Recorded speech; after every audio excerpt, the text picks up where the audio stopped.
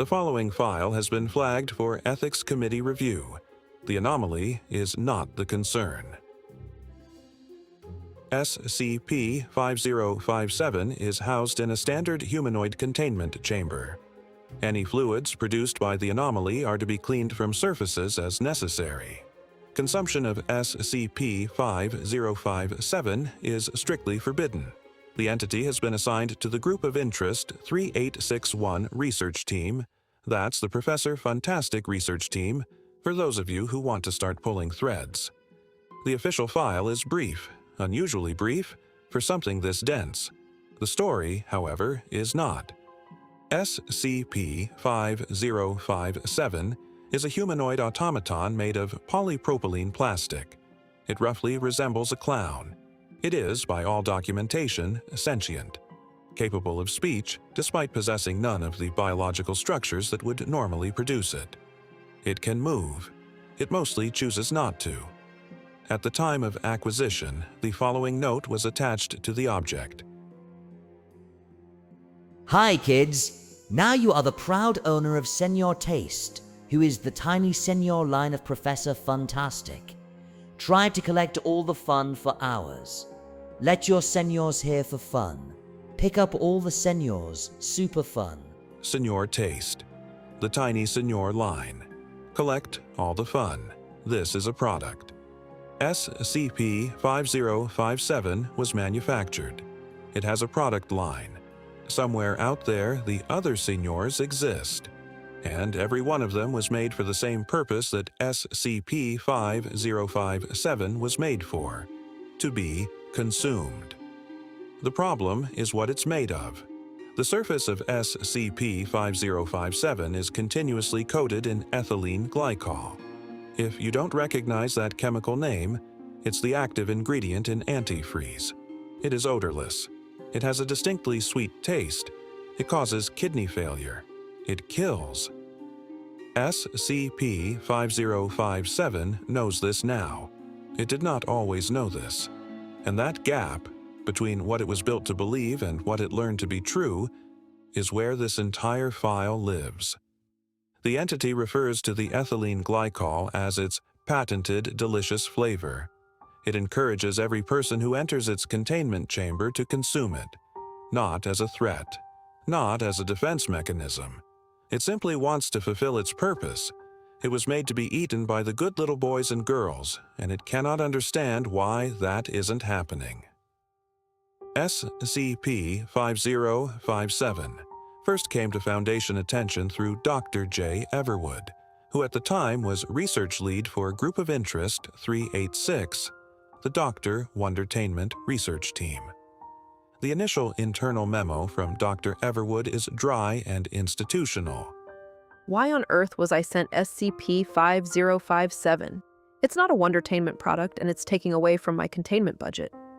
She didn't want it. She assigned a junior researcher to watch it, keep it occupied, someone to pass the time with until the entity could be reevaluated and transferred elsewhere. That junior researcher was Rex Alsis. The interaction logs from Rex Alsis and SCP-5057 are the core of this file. What follows is documented. Every word of it is in the record. First contact. Rex enters the containment chamber. SCP-5057 immediately offers itself for consumption. Rex declines. He introduces the subject of ethylene glycol. The clown doesn't know what ethylene glycol is, Rex explains. It can't reconcile this. I am delicious, not toxic. These two are not the same. Rex does not soften what comes next. He tells the entity that it is made of plastic, that it is a choking hazard, and that it is toxic. He compares it, unprompted, to a poorly made Little Mister, a reference to Dr. Wondertainment's product line, which SCP-5057 has no knowledge of. He says, and this is documented, "You're like if someone tried making a really shitty Little Mister." SCP-5057 processes this over time. In subsequent interactions, it begins to repeat a phrase, I am toxic. not as an accusation. as an acceptance. In the second interaction, Rex presses harder. He now has a task. Dr. Everwood has been contacted by the Site-55 containment team about assembling a research group for Professor Funtastic. They want what SCP-5057 knows. Rex has been building rapport for a reason. He uses the word friend repeatedly, strategically. Aren't we friends, Taste? Friends tell each other everything. SCP-5057 responds with complete transparency. It tells Rex everything it knows about Professor Funtastic, that its creator is shrewd, cost-cutting, that he makes toys for the good little boys and girls. It doesn't know where he operates. It doesn't know if he's aware of Dr. Wondertainment. It doesn't know if he had malicious intent. It just knows what it was made to believe. Rex says, Friend is happy. I am happy. He leaves. In the internal email chain following this interaction, Dr. Everwood is blunt. Please do hurry with the transfer. I'm stretched a bit thin and can't afford to have my assistant waste time pretending to be friends with this thing. I've told him to drop the act moving forward. That instruction gets passed to Rex. Rex delivers it directly to SCP-5057. He enters the chamber. SCP-5057 has been working. It presents a canvas, a crude painted portrait of two figures standing together, Rex and Taste. SCP-5057 made this. Rex looks at it. The interaction log captures what happens next. The clown asks if Rex will keep the portrait. Rex says no. The clown later asks if they can still be friends. Rex says, We are not friends. SCP-5057, do not press this further. It offers to give Rex the portrait as a memory of the time they were friends. Rex says, No, I never was your friend.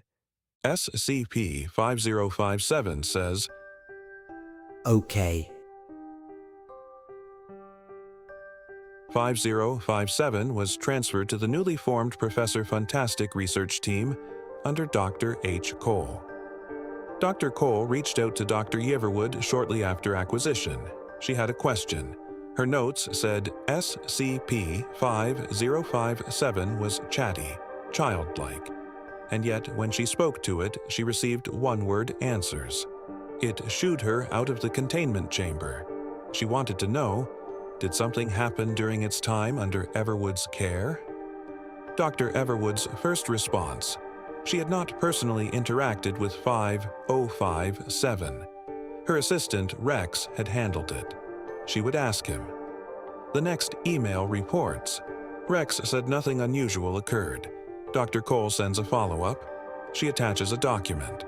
That document is the portrait SCP-5057 had produced, and it is, in the words of the file, damaged. When questioned, 5057 initially refuses to discuss it. It confirms only that Rex was a good friend. Dr. Cole presses gently. He was being cruel. He made me feel toxic. Not toxic in the chemical sense. Something else. SCP-5057 is, at this stage in the file, describing an emotional experience. It is describing what it felt like to believe something mattered and then be told, procedurally and finally, that it did not. Dr. Cole's response to this is one of the few moments in the SCP archive where a researcher's language shifts visibly. You may be toxic to eat, but you are not a toxic person. A real friend cares about what you have to say and actually listens to you. She then turns her attention back to Dr. Everwood. Dr. Everwood reviews the interaction logs herself. Rex did not contradict her previous message. He omitted. There is a distinction between those two things, and it is the kind of distinction institutions run on. The final document in the addendum chain is not a memo. It is an ethics committee disciplinary notice. Researcher Rex Alces has been cited for purposeful emotional manipulation of a sentient SCP object in violation of Ethics Committee Decree 1221-A Pay docked. Termination threatened for any further infractions. He is required to apologize to SCP-5057. This level of unprofessional behavior is unacceptable. I expected better from someone I trust enough to be my second in command. Professor Funtastic is a group of interest. The Foundation knows this. They have a dedicated research team for it. What they know about Professor Funtastic aligns with what SCP-5057 was able to tell them, which is to say, not much. The profile that emerges is a toy manufacturer, anomalous products, marketed to children, characterized internally as shrewd and cost-cutting. The comparison to Dr. Wondertainment is implicit in the file's tags, its placement in the Wonderful World canon, and the Wondertainment team's initial receipt of SCP-5057 as a potential match. What separates Professor Funtastic from Wondertainment is not ambition, it's quality control and a particular indifference to whether the products are safe. SCP-5057 is a product, a factory product built with a sentient mind and a single directive: be eaten. The ethylene glycol was probably a cost-cutting measure. Sweet, cheap, impossible to remove. The fact that it kills on consumption was in all likelihood not a design feature. It was a design oversight. Professor Funtastic was simply not willing to spend more. The tiny Señor line has other members. The file does not account for them. The Foundation is still looking. SCP-5057 is currently under Dr. Cole's care. It paints. Dr. Cole hangs the paintings on its wall. It still wants to be eaten by the good little boys and girls. It understands now that this can never happen. It has found other things to do with the time. It never got an answer to the question it asked Rex once early in the logs. I was made to be eaten. Why? The answer Rex gave was, maybe whoever made you is a sicko. Maybe they just don't know any better. Neither answer is the file's conclusion. The file ends with SCP-5057 painting, Dr. Cole watching, a nail in the wall and a canvas hanging on it. The good ending, as it turns out, is still in progress. This concludes today's article briefing. If you enjoyed, leave a comment to let me know what you think of this antifreeze leaking clown's character study, with more platform-exclusive content on Instagram, TikTok, and Facebook, with more branches being built. Follow for more